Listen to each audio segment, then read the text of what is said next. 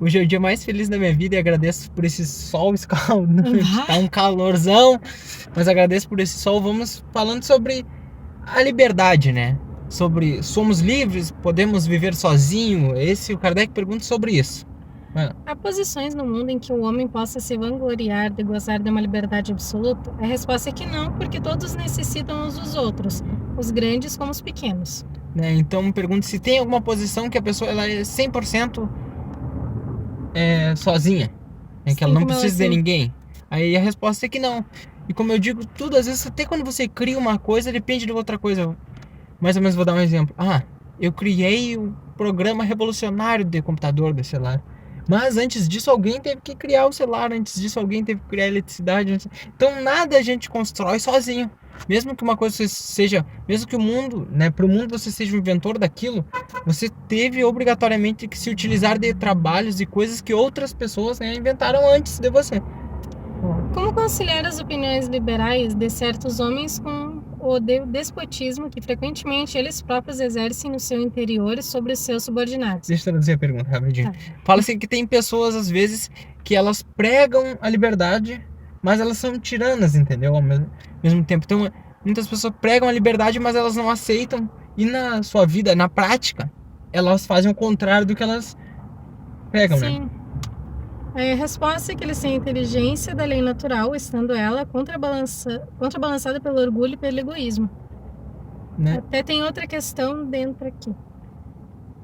Se eles são levados em conta na outra vida, os princípios que professaram neste mundo, Vocês vão levar em conta, né? Aquilo que eles fizeram, que eles não fizeram, mas eles divulgaram, falaram sobre aquilo. a resposta é que quanto mais inteligência tem o homem para compreender um princípio, menos é excusável de não aplicá-lo a si mesmo.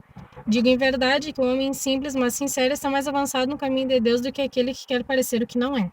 Sim, ó, o homem simples ele tá mais avançado do que aquele que diz muito e faz pouco. Quanto mais conhecimento a gente tem, né, mais a gente não pode cometer os erros, né? E no próximo estudo a gente vai falar de um tema também interessante, fala sobre a escravidão e fala, né, a gente no momento que você tá inserido, digamos, numa cultura, você é responsável pelos seus atos, né? Mas no momento que você sabe, que você descobre que aquilo é errado, aí é diferente, entendeu? A tua parcela de culpa é maior do que aquela pessoa que não sabe, entendeu? Eu mais ou menos vou explicar. Uma pessoa que nasceu toda a vida. Vou dar um exemplo torto, mas que não faz sentido assim. Uma pessoa que nasceu no mundo, sei lá, onde todo mundo rouba. Vou dar um exemplo. E ela desde criança todo mundo sabe, não, aqui, digamos, nosso país, vou dar um exemplo, todo mundo faz isso. Tu pega dele, todo mundo é assim. É normal. É normal. Aí aquela pessoa, né, ela vai ter a parcela de culpa dela. Mas, no momento que ela souber que aquilo de fato é errado, que alguém apresentar pra ela que de fato é errado, não há desculpa, entendeu? Aí ela vai ser mais culpada do que aquele que não sabe, entendeu? É verdade. Aquele que não sabe. Então fala isso sobre a inteligência e sobre também nós espíritas, muitos espíritas, né? Sempre falam que os espíritas vão ser os mais cobrados, porque a gente tem bastante conhecimento. E quanto mais Sobre o conhecimento que é a gente... certo e errado. Isso, então a gente tem que pôr em prática, né? A gente não pode se comparar com aquela pessoa que nunca teve acesso, né, ao espiritismo ou alguma outra religião, né? Que há pessoas que não têm, que vivem às vezes, sei lá, numa tribo isolada, elas não têm acesso. É diferente você exigir, né, uma maturidade de tal pessoa do que da outra, né? Você só pode exigir conforme aquilo que a pessoa sabe. Deus, ele é um sábio. A gente sempre fala isso, né? Que você não vai dar...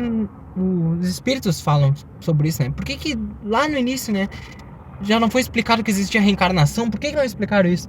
Aí fala que você não pode dar para uma criança na primeira série uma prova de filosofia, de química, entendeu? É conforme, né, a exigência vai crescendo, conforme ela vai evoluindo, né? E eu acho que é isso. Um grande abraço, fiquem com Deus.